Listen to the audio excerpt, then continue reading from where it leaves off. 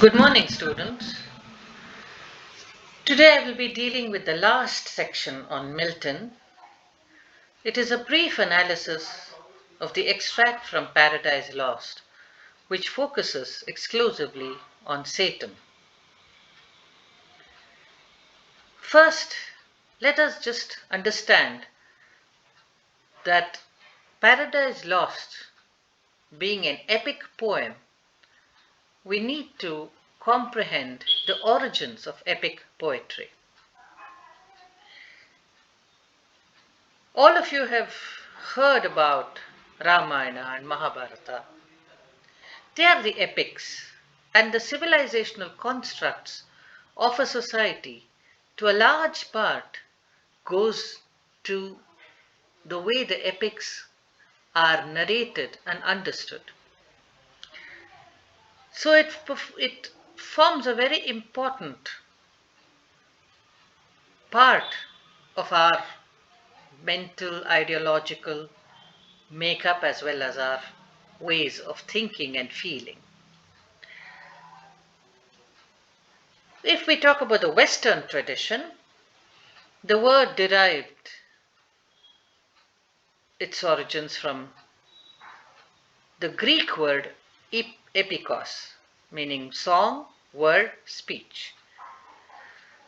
This very clearly indicates that there is song, there is word, there is speech, there is rhyme, there is rhythm in an epic. It is a long narrative poem compared to the ballad, which also has its origins from the oral tradition, which is a shorter narrative poem. The epic is a very long narrative poem. It is long because it narrates heroic deeds, adventures, struggles of characters, of ideas, of people, of civilizations. And it dwells on all the events that have taken place to lead to a particular point.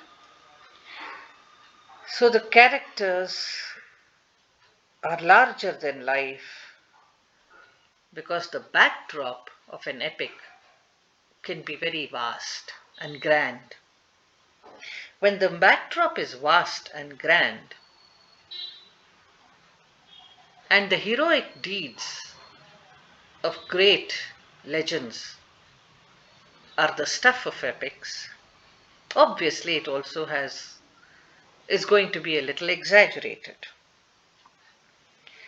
Supernatural elements are used. Gods, demons, angels, they're all introduced to give it an otherworldly superhuman texture. And remember, we are dealing with an ancient world. The epics originated in an ancient world where gods, demons, angels coexisted in the mind of man with other forms of life and human beings. As we are dealing with a grand background and great legendary characters, there is bound to be use of grand language, grand words, lofty rhymes.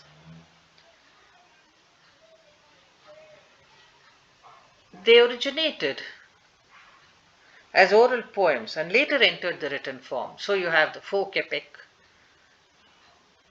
where the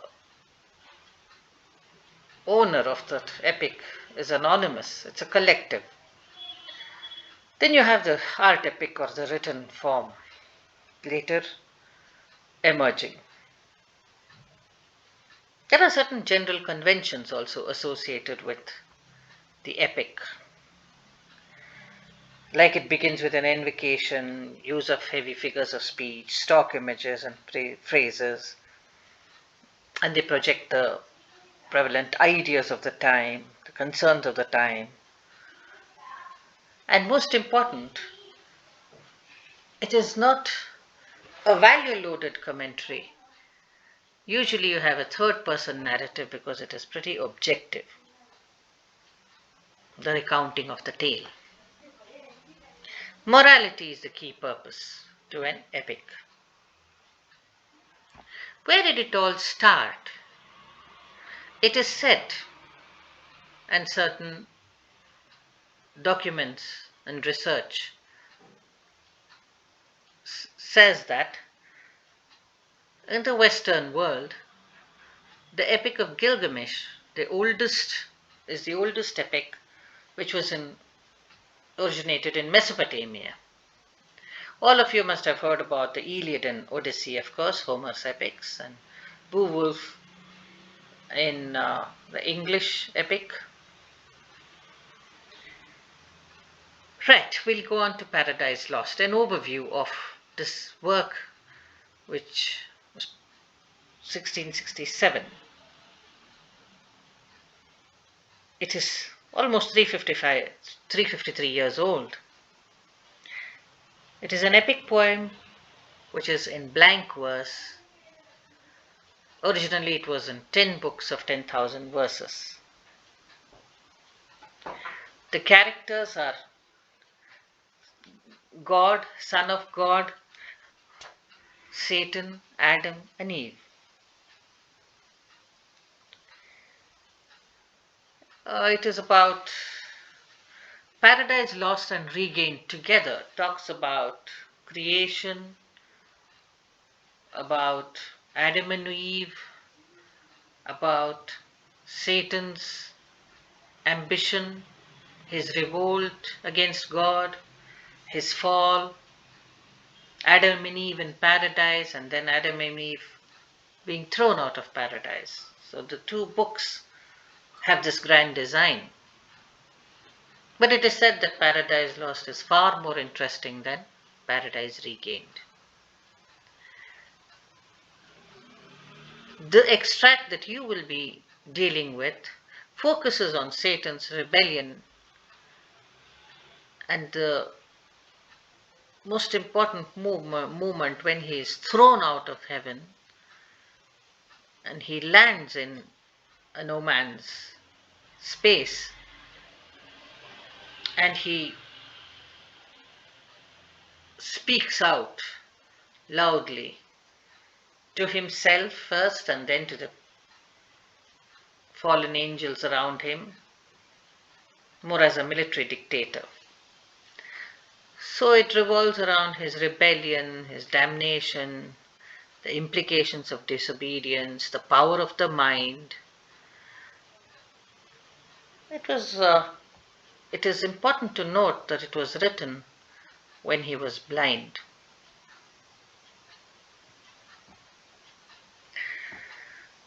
So the lines that are prescribed for you is really a soliloquy by Satan. He is the first major character introduced in the epic poem. Already, in the very first, he is introduced as the lost archangel. Is this the region, this the soil, the clime? Said then the lost archangel. Lost in more than one sense. Lost his place in heaven. Lost his position in heaven. And right now, he is literally lost in this world between heaven and hell. Because he is in a twilight zone, a zone of transition. And this emotion of being lost, bewildered, confused, shrouds him in gloom and depression, because there was celestial light in heaven and he has exchanged that celestial light for mournful gloom. this mournful gloom for that celestial light. So there is a lamentation. I have come to this mournful darkness, depression from that divine light. Then he says, there's a quick change of mood. He says, be it so. So be it. Amen. It's converted to be it so. The focus is on be. Be is a state of existence. A quick change of mood happens here. In the beginning, he's lost, he's lamenting, but then he says, no matter, it's okay. Since he who now is sovereign can dispose and bid what shall be right, furthest then from him is best. So this man is an unquestioned authority, better to be away from him. So the quick change of mood also says that a firm choice has been made. There is a conflict, true, but I've made the choice. I would be away from him. From whom? Furthest from him is best, it's better. That person whom reason hath equalled, force hath made supreme above his equals. See, now comes a different perception of God. All along, the Christian perception of God has been one of mercy, compassion, forgiveness. Now, this is a quite different representation that we find here. Force hath made supreme above his equals. We are all equal, no doubt, but he is more equal. Slightly, you have an introduction of the question of authority and freedom and liberty under such authority. Farewell, happy fields where joy forever dwells. Hail horrors, hail infernal world, and thou profoundest hell. So he is now slowly getting used to his surroundings and his situation. He says, okay, fine, I bid farewell, and I'm going to welcome with open arms. Hail, greeting, horrors, infernal, evil world, profoundest hell, receive thy new possessor, one who brings a mind not to be changed by place or time. That's very important.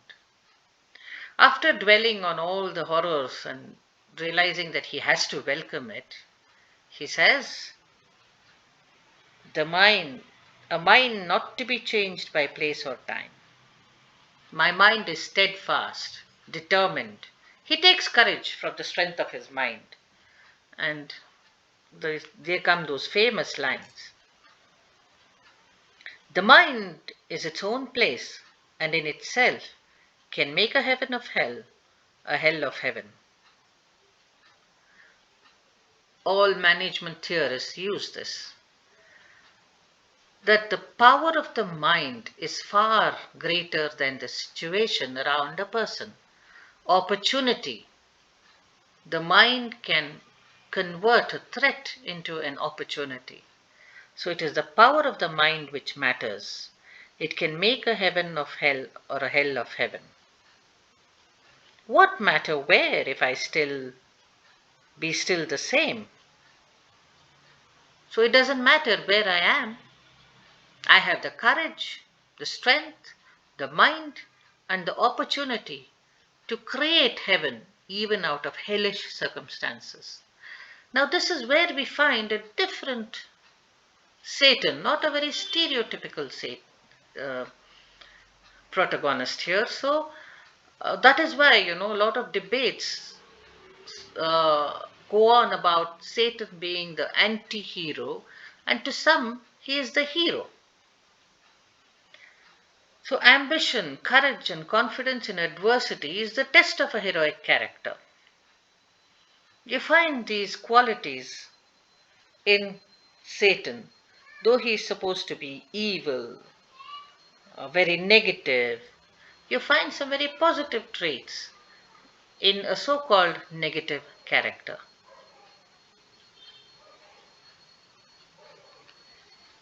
Look at these lines. We shall be free. The Almighty hath not built here for his envy, will not drive us hence. To reign is worth ambition, though in hell.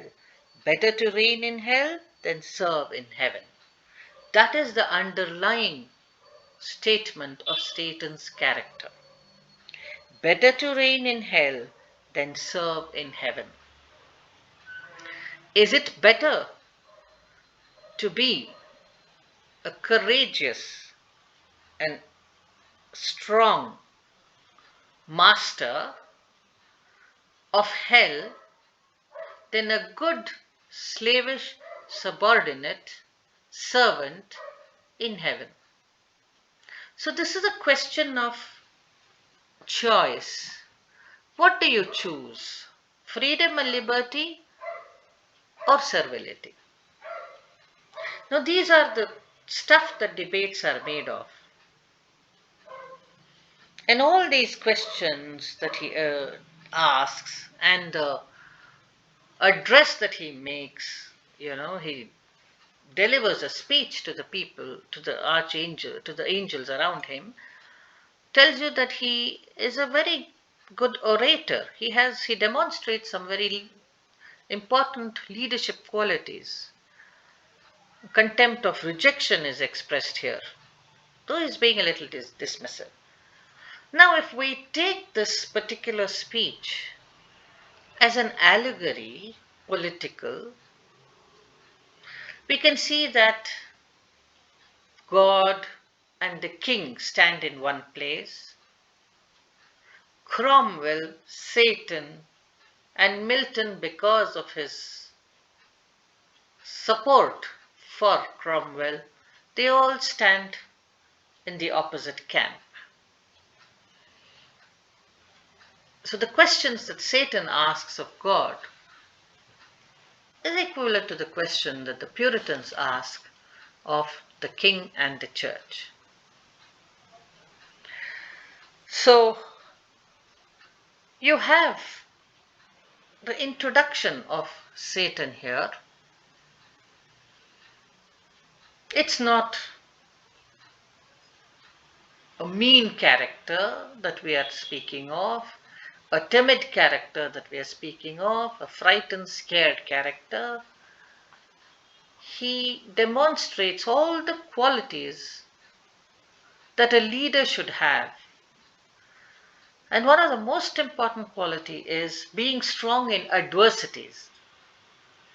How do you face up to adversities in life? Do you cringe and whimper, and are you subsumed by it? Or do you have the courage to say, no matter, I will fight this eventually and overcome it? Obviously, the second option makes a person a leader and a hero.